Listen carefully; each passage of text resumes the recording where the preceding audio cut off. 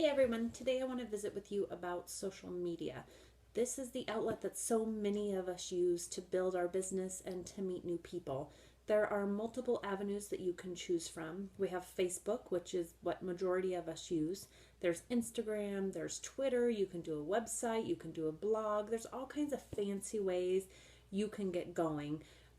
But one of the things I want to encourage you to do is to pick two and then master those two. It is better to have fewer, but really know what you're doing and do a good job than to kind of dabble mediocrely, is that a word? It is now, in all of them. That's going to be less effective.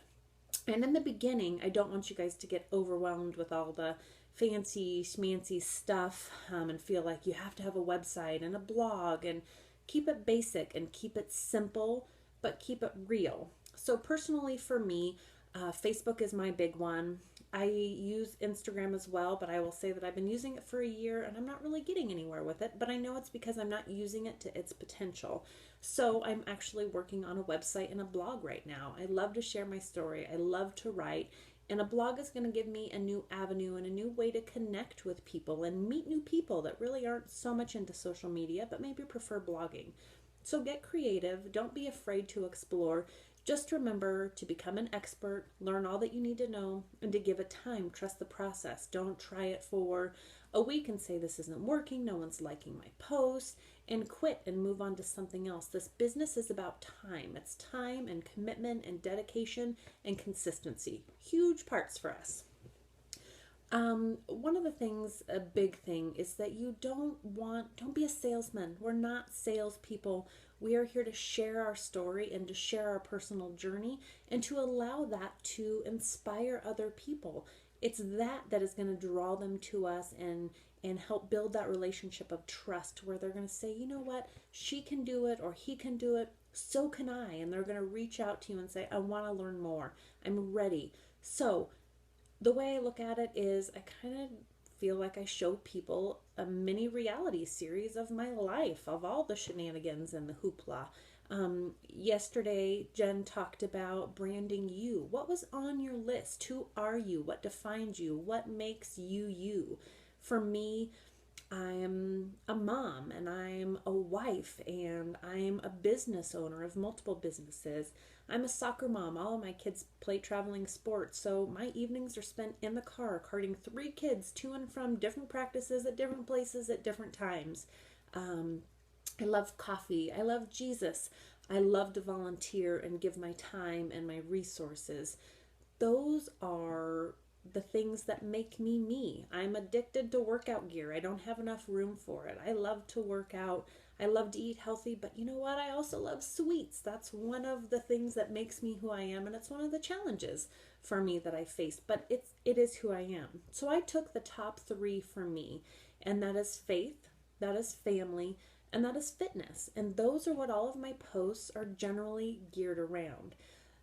Here is my kind of posting schedule. So every morning I start my day with personal development. So from that personal development, I create a motivational post out of something that I read. Next, it's usually going to be nutrition. I'll share something about Shakeology and try to be creative. Don't just be like, here's my shake. Yes, I do that as well, but try to mix it up a little bit. Have your shake in the background or talk about how your morning was crazy busy getting the kids out the door, or you slept through your alarm and you're thankful for a breakfast on the go. Take a picture with one of your pets or your kids and it's in the background. Take a picture of your kids drinking it. Be creative, not in your face salesy pictures of the Shakeology bags, but how you use it and how it intertwines into your life. I'll do a workout post. So a post-workout selfie, and it's accountability. It's not me posting a picture of a workout program. It's posting a picture of me doing a move or a video of me doing some of the moves or a picture of after my workout and talking about what's challenging or the fact that I'm dreading having to walk up those stairs after leg day. Again, be creative. And I always try to share something about my kids or my family.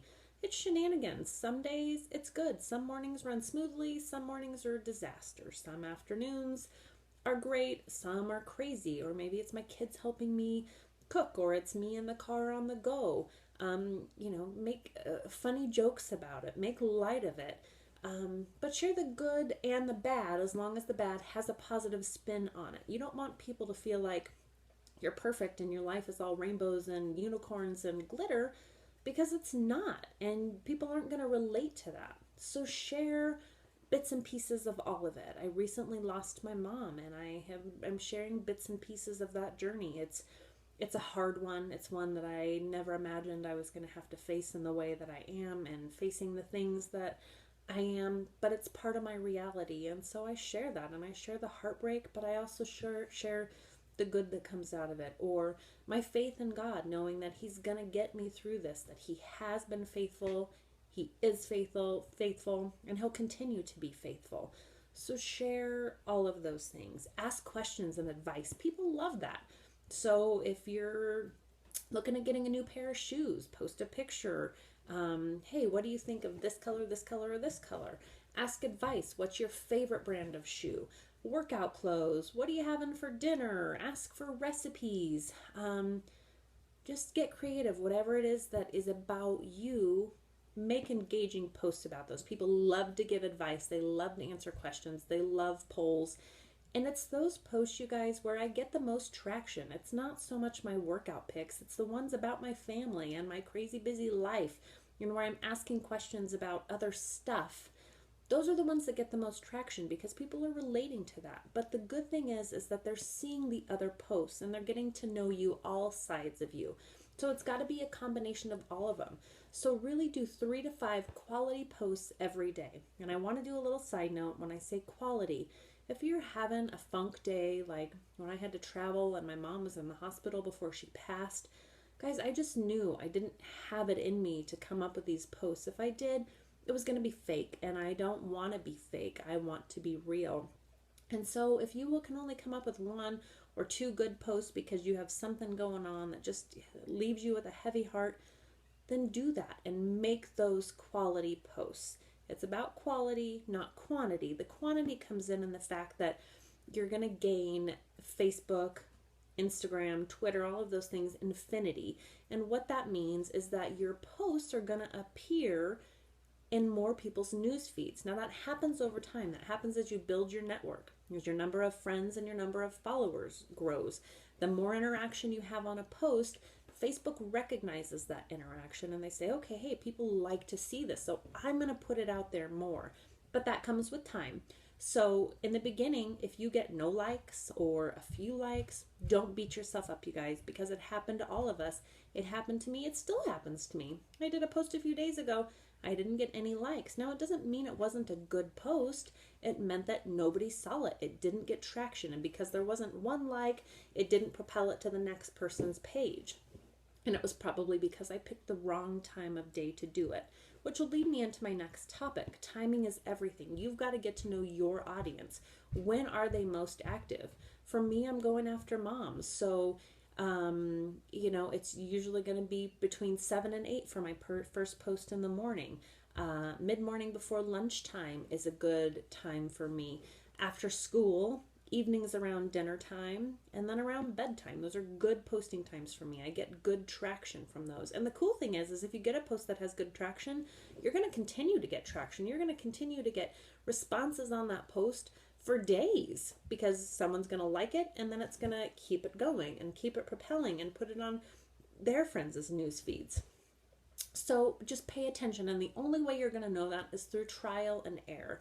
And when you create a like page, for Facebook, because you have your personal page and your like page, they have a great insights tab that helps you learn when your people are on and when your posts are getting your most traction.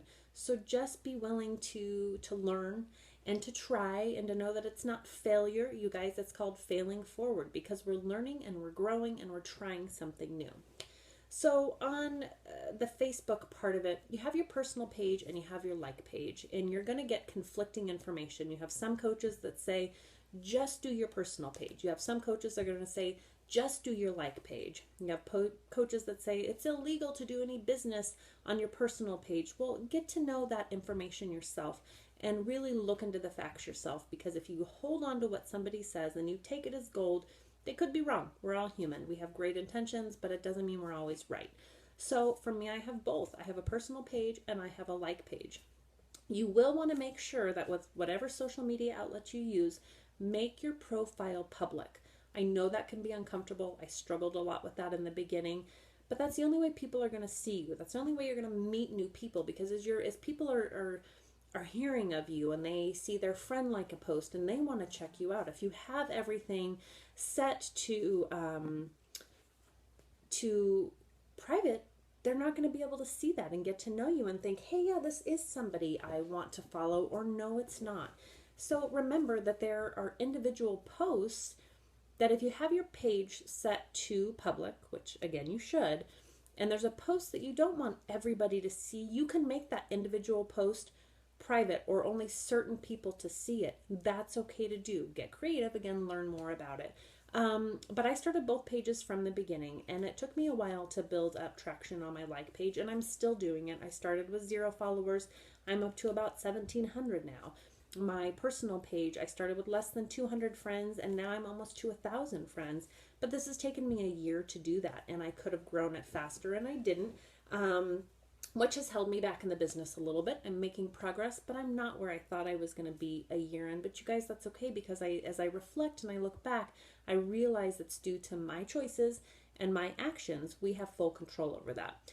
But if you want to just work off your personal page for a while, that's okay. Build your following, add more friends. That is great. If you want to do both, that's good too. Just make sure that you're giving each of them equal attention. So out of the 5 or 6 posts I do each day, I alternate them between my 2 pages. So today I posted on my fitness page post-workout picture. So tomorrow I'll probably put that on my personal page.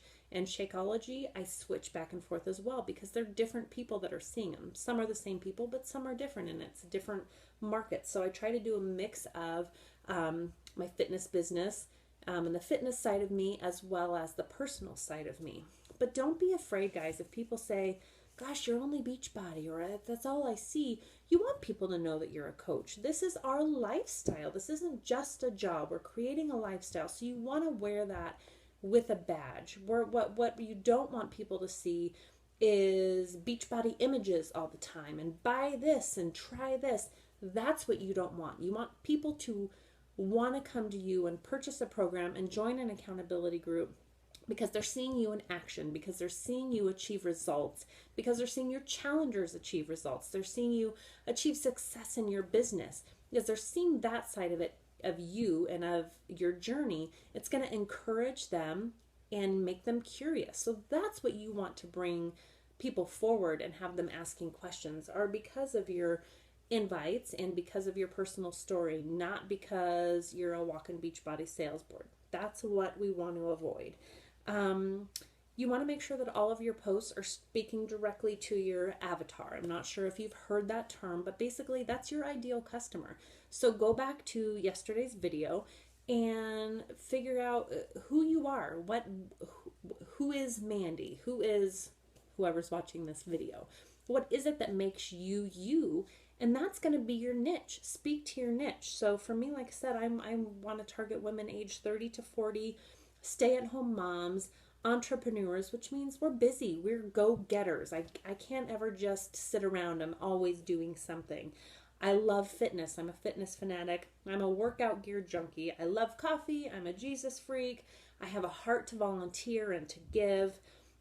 I love messy buns and hair. I did it for you guys today. But those are the women that I want to seek out and speak to and work with and attract to my team and attract to my challenge groups. So I make my posts geared to that, because again, it goes back to my priorities. Do you see?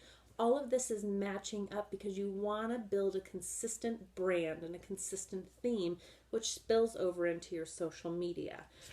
I already talked about it, but just don't be a billboard, you guys. Use your own images. Make your own. Don't grab images off of Beachbody's website. Don't always take other people's images. Make your own. People want to see you. They want to see your face. They want to see you drinking Shakeology. They want to see what you look like after you work out. You don't always have to be pretty, because that's not real. We get sweaty. We get messy. There's days I skip a shower. That's just how it goes. I'm busy. And that's just what happens some days. So share that. There's great apps you can use to fancy up your pictures, to put a quote on your pictures, or to even use kind of like a generic backdrop and then one of your favorite quotes on there. On the computer, I use PicMonkey and Canva. Canva's my favorite. On my phone, I use Photofy a lot, or PhotoGrid. There's PicPlay posts for videos. Get creative and make your own. Take your time, step out of your box and take that step, because I promise you that will make a huge difference. When it's not generic and people aren't seeing pictures that they see on everybody else's pages and all these other posts, but they're seeing your creations and something that speaks of you, that's going to attract them. That's going to stop them in the news feed to look and see what you have to say, because it's different and it's a glimpse into your life. So I know it can be scary, but get brave. It's okay, and know that you're going to get better. Yeah, your posts and pictures might not be the best in the beginning, but the more you play with it, the better they're going to get, and people are going to see and appreciate your effort you're making to be different and to be you. And the schedule, sometimes timing is hard. So you know what you can do? You can sit down Sunday night or whatever your day off is and spend a few hours making pictures for the week. Take multiple pictures of you working out the week before and kind of maybe be a week behind in your pictures, but nobody else knows that. It's you and it's genuine. Get creative. You got to do this business in the cracks of your life. It doesn't mean you have to have this big 4-hour glorious window at one time during the day to do your work. I don't, guys. I do it on my mom cracks. Again, I'm busy. We have 3 different businesses. I have 3 kids. I volunteer at the school. I have a house to take care of and other things in life. So I get up early, and then throughout the day, it's between what I have going on and what's scheduled. And in the evening, if I can squeeze something in between sports, be creative. Just remember that people want to see you. You've got to learn your audience to make sure that you're doing the right time.